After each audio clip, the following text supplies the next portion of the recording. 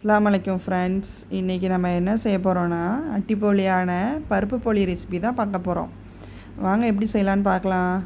250 gram மைதா flower எடுத்துக்கோங்க. 100 gram chana தால் எடுத்துக்கோங்க.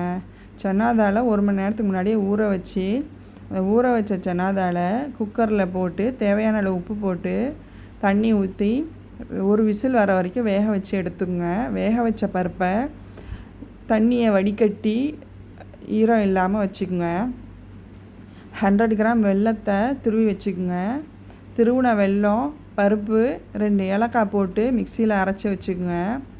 இப்போ மாவில் உப்பு, மஞ்சத்தூள், சர்க்கரை போட்டு மாவை பிசைஞ்சு வச்சுக்கோங்க. 1 மணி நேரம் ஊறட்டும்.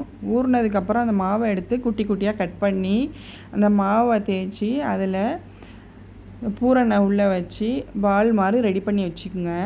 தவாவை அடுப்பில் வச்சுட்டு அதை ஹீட் ஆனவுடனே தவாவில் எடுத்து குட்டி குட்டியாக நல்லா தட்டி நீங்கள் அடுப்பில் போட்டு சுட்டு எடுத்தீங்க அப்படின்னா உங்களுக்கு சுவையான அட்டிப்போலியான பருப்பு போலி ரெசிபி ரெடி. நீங்கள் ஈவினிங் ஸ்நாக்ஸாக சாப்பிட்லாம், டீ டைமுக்கு சாப்பிட்டுக்கலாம் நீங்கள்.